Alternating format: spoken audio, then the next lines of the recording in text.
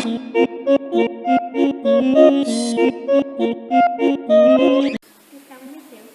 I'm Remi Adelusi. I'm a pastor in the Redeemed Christian Church of God. I pastor the Latter House Parish of the church. We're in the Southern African region 2 region, and we're situated in Western Cape province. We are in area 2 in Western Cape province. And I also pursue a career in the Cape Peninsula University of Technology as a lecturer in the Department of Industrial and System Engineering, and we'll shortly be moving on to the business school. Okay. Thank you very much.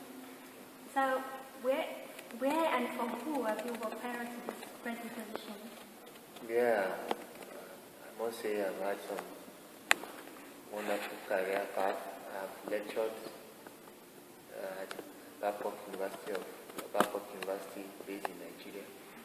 I was with them for about 10 years. And before then I had some private consulting firm. And before that I had also worked with a company that is in information technology, resourcery. And then before then also I had worked with a manufacturing company for which I had privilege of being the general manager. That's Central Bank Manufacturing Company. And before then I also had training in consultancy and audit at TH&S Associates. All these companies are based in Nigeria. Companies and institutions are based in Nigeria. Thank you very much for that. What made you choose your present career, the past 3 months? Well, first and foremost, being a pastor is not a career really. It's more of a call, and it's more of God's will for one's life. Particularly, God makes his choices of people to put in office of the pastor. And if he does, he sees perhaps certain qualities and helps one to develop those qualities, and ultimately to his own glory. Yeah, so it's not a career, it's more of a life. Thank you very much for that. So what difficulties do you face in your present day combining the pastoring job and the lecturing job? What difficulties? And how do you balance it? I basically would not see it as difficulties. It could be demanding, but certainly not difficulties, in my understanding. Okay. Because primarily the responsibility you have is to be of service to the Lord. Any and every other thing other than that are just a means of livelihood for which God himself, even if we don't have to do such, God still is our provider, a great provider. So it can be a little bit demanding, but I won't see it difficulties. I won't see it as difficulties. Okay, thank you. After, forgive me for asking, where were you being a pastor? I started pastoring, I like to put it this way. I started pastoring in year 2006, and I was ordained an assistant. No, I was ordained a full pastor of the Redeemed Christian Church of God 2008. Yes, I was ordained a full pastor in the year 2008. Okay. Could you please elaborate more on the pastoral job and the lecturing job? Well, a pastor, first and foremost, can be put in the like of a shepherd. It's not only to stand before the people and preach, but also to be concerned about their welfare. So we minister to both the spirit man and where need be, and where the means avails us, we also minister to the needs of the people. Now, talking about physical needs, financial or material needs. So being a pastor is principally being a shepherd, which Christ himself is to us all. And he also or rather made clear for us that it's a responsibility also that we should carry out. On the other hand, being a lecturer is trying to just satisfy some of one's physical expressions, trying to express the ability one has to help in the impartation of knowledge. And to me, they are closely related in a pastor, in a lecturer. Because the lecturer avails the privilege of meeting with people, not necessarily Christians, and your conduct, because being a pastor, you must be both in character and in attitude. So from there on, you can also use your composture or your dispositions or your attitude to minister to people. So being a lecturer gives you a great opportunity to speak to quite a large number of people or to reach them for Christ. You're currently running two jobs, pastoring and lecturing.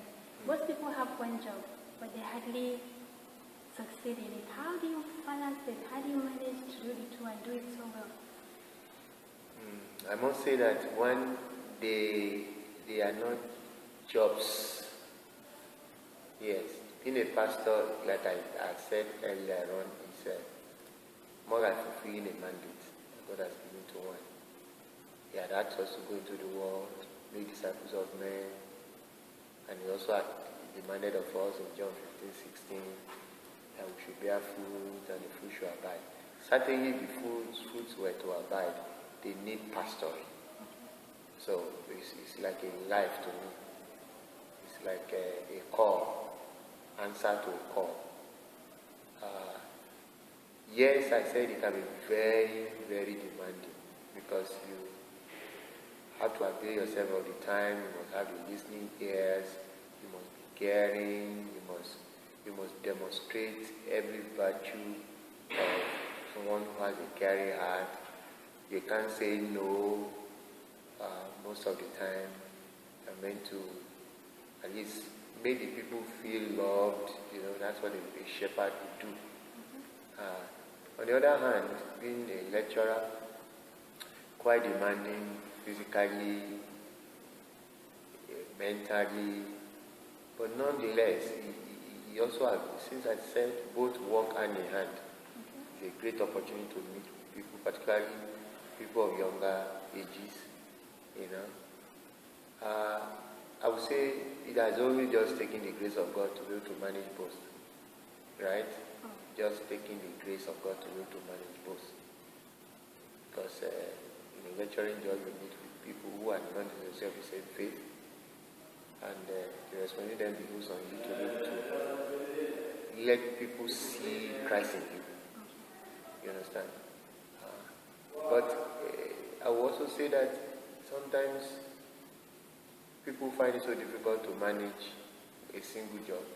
I think strongly that this could be as a result of their perhaps maybe not so much committed, or perhaps maybe not having a good understanding of what the demand that the job places on them.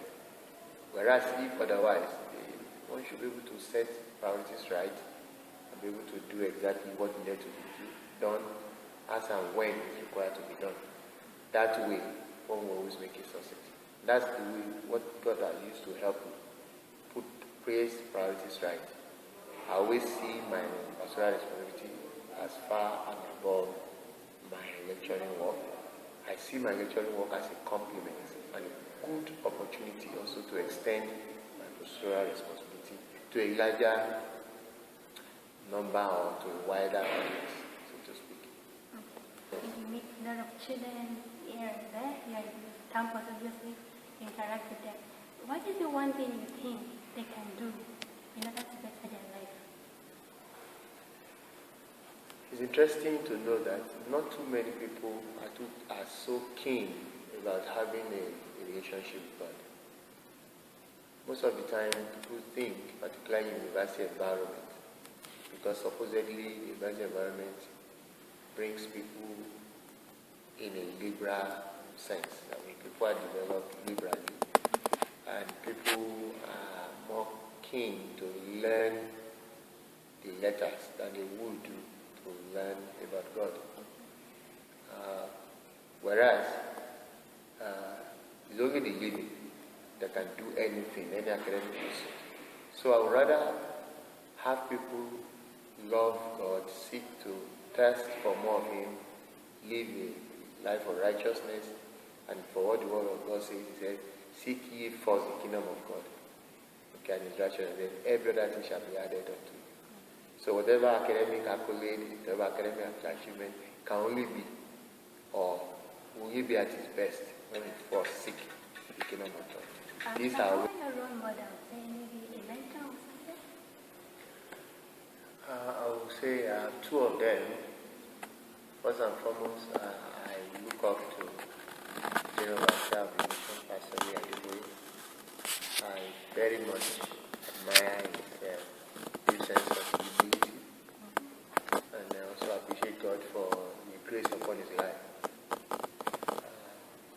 By the special grace of God, God has really done so great, mighty works by his hand. So I look up to him as a model. But also I have another father in the Lord, Pastor Austin Ukaiwe. Quite an elderly man, but you hardly can tell that from the way he relates with you and younger ones. A deep sense of humility too, his comportment, and more importantly, the way he had lived his life and still is living his life is worth of emulation. His wise words of counsel, I mean, the way he advises, timely advice, and quite relevant and purposeful. So I look up to these two personalities, see them as role models.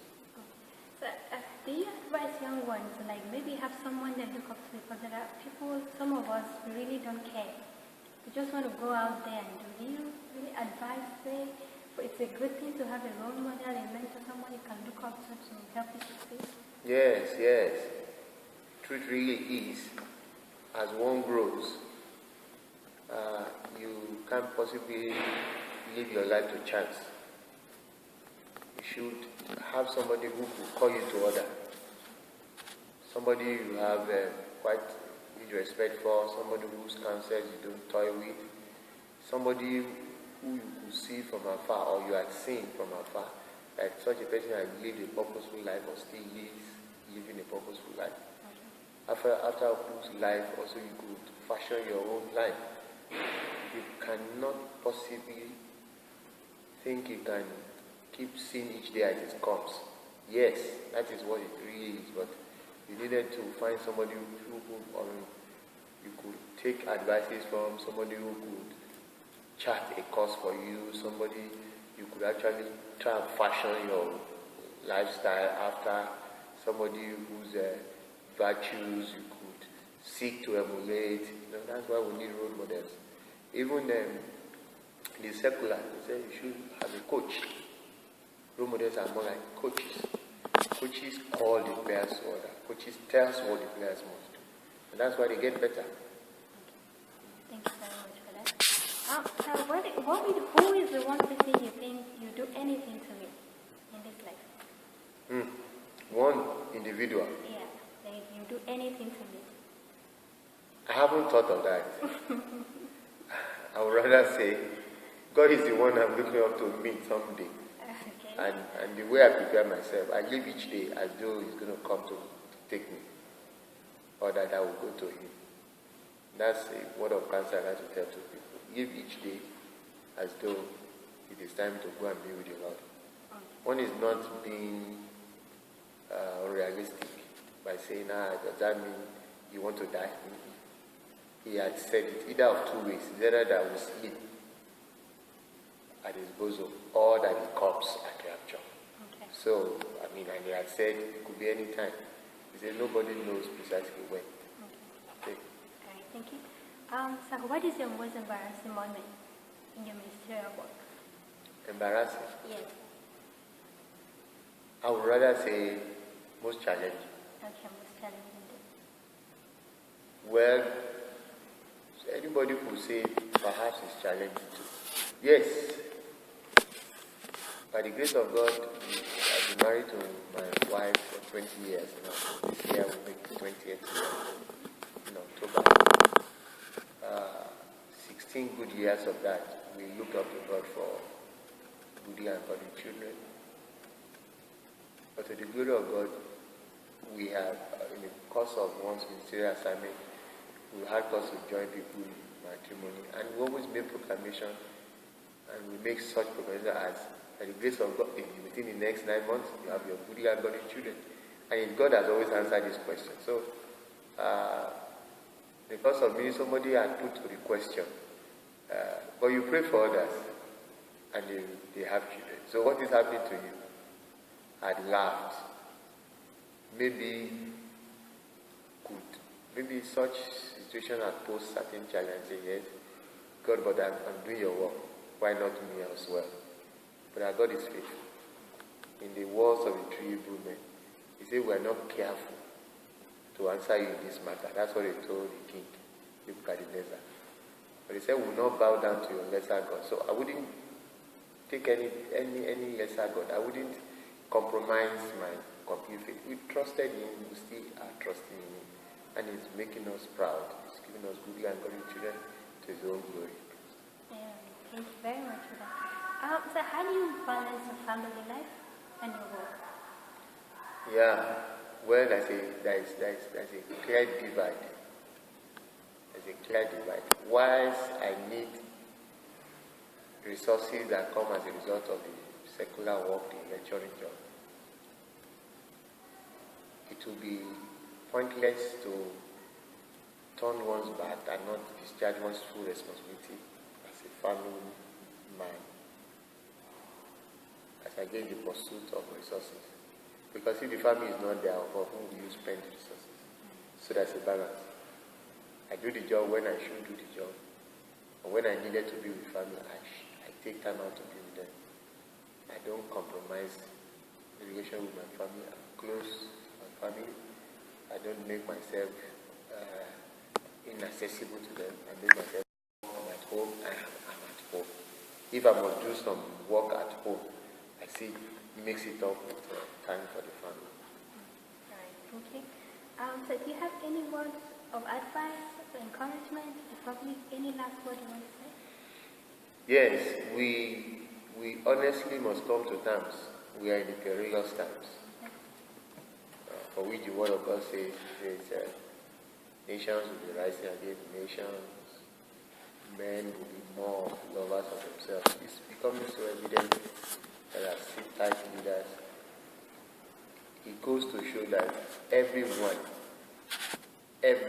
both the old and the young, must, as a matter of urgency, seek their God. Wise can be found. So I say it's a time, for a time coming, when no man will go to work anymore. But now is the time. The only hold we can have is the anchor found in Christ Jesus. Yes. We must seek him, that's the only one. No matter how bad situations get, God will always be there for us. A strength, pillar, defender, provider, our shield. He's the only one we must seek now, very urgently. Thank you very much, sir. And thank you for taking time despite your busy schedule to give us this interview. I'm grateful. Thank you very much.